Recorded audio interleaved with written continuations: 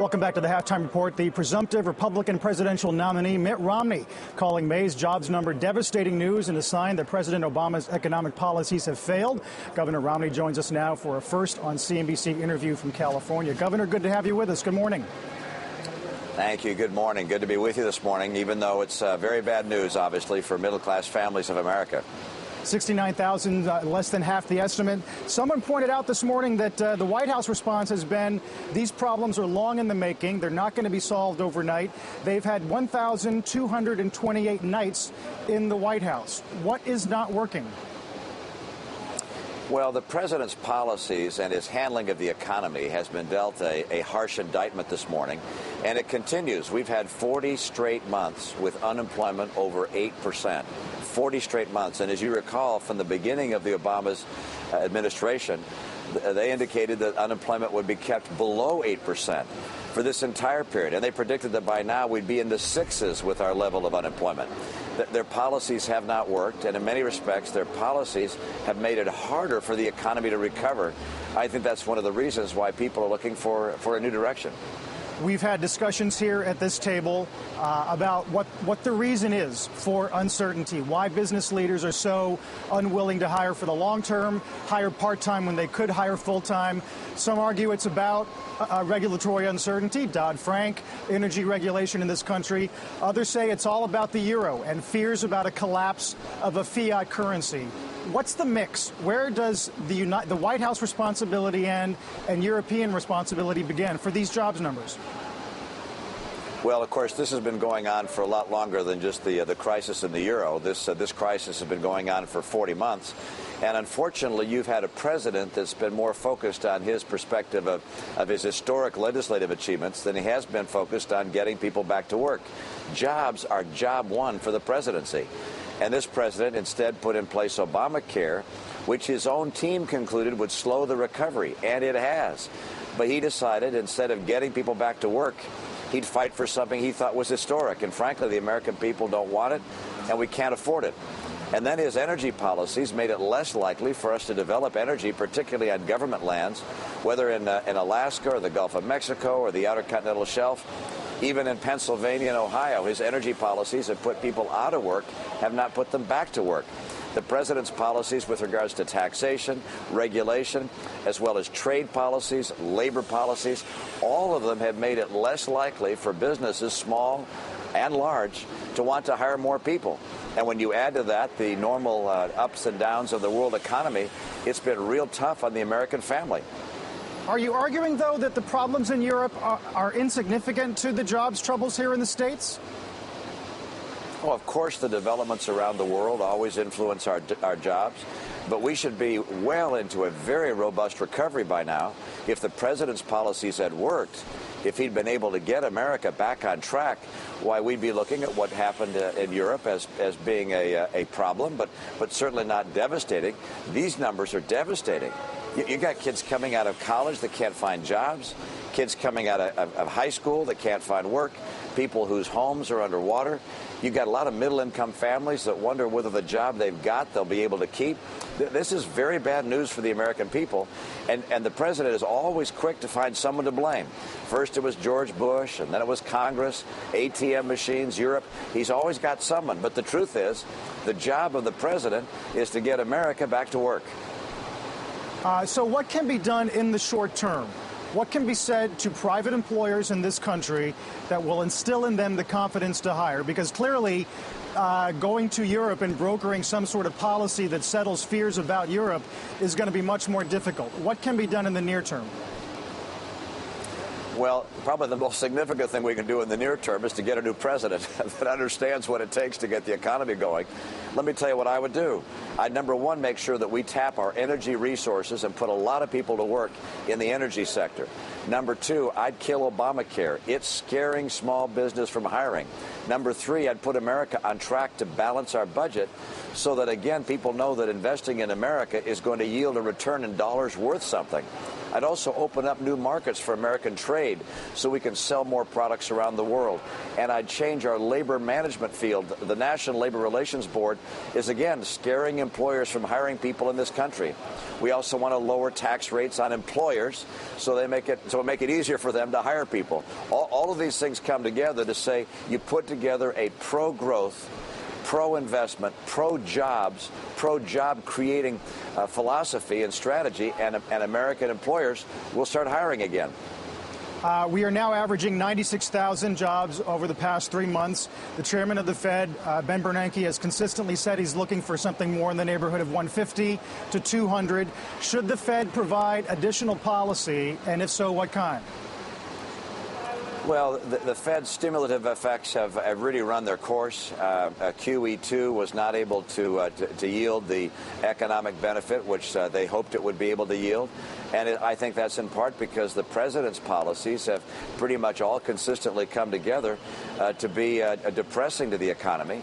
And as a result, some of the Fed's stimulative efforts have fallen on hard times. I don't think we're looking for more a QE3, if you will. I don't think that will have any more impact than QE2 did. I think the right course is to have steadiness from the Fed, to maintain an effort to have a strong currency and a predictable currency. And the right course is to get the government, to get the president focused on the issue people really want to see him focus on, which is jobs. Jobs is the job one of the President of the United States.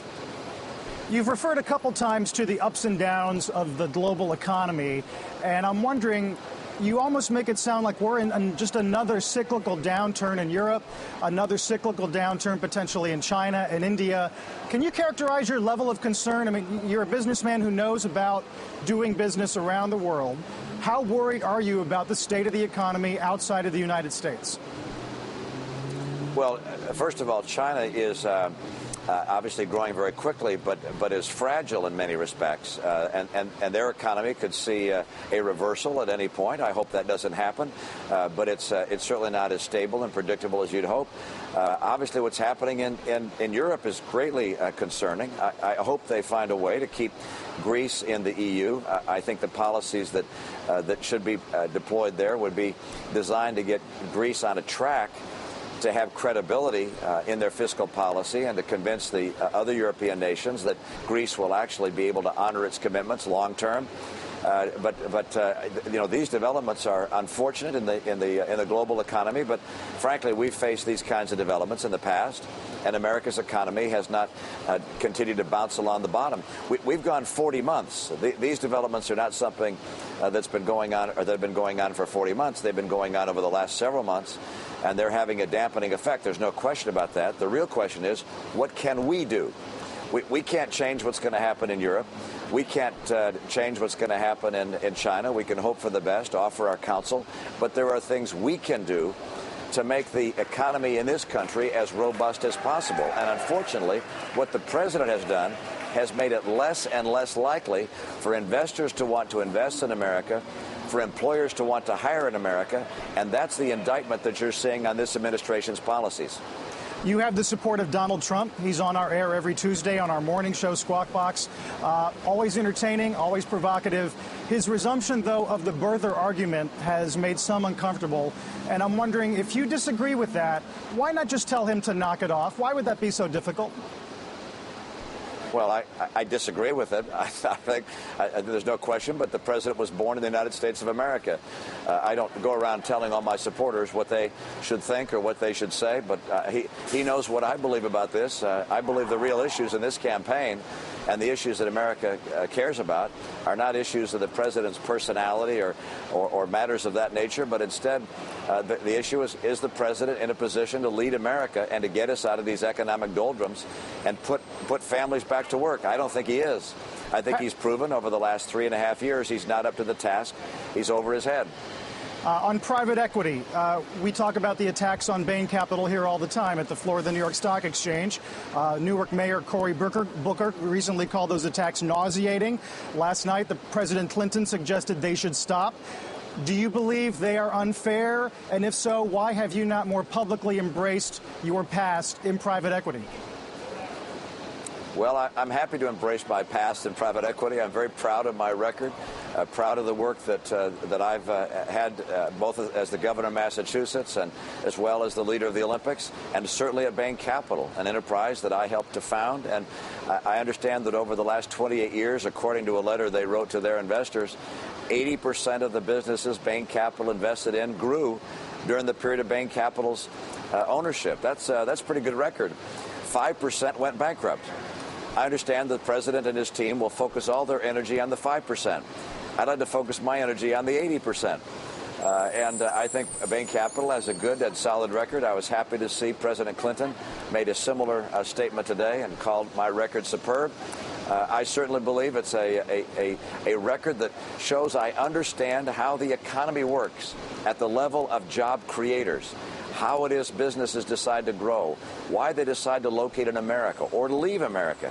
Those are things I understand. I want to use that understanding to get businesses to come back to this country, to grow in this country, to add jobs in this country. Yeah. I know how to do that. And I can tell you this.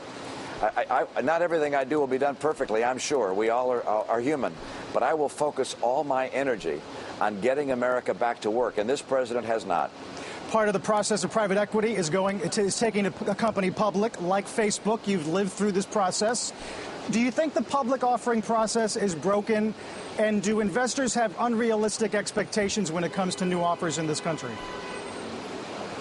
Well, I can't speak for all the investors in the country. Some initial public offerings obviously are underpriced, and people make a great return based on the stock values rising shortly thereafter. Others are overpriced and come down. I hope that people who invest in the stock market recognize that it is a difficult beast to predict.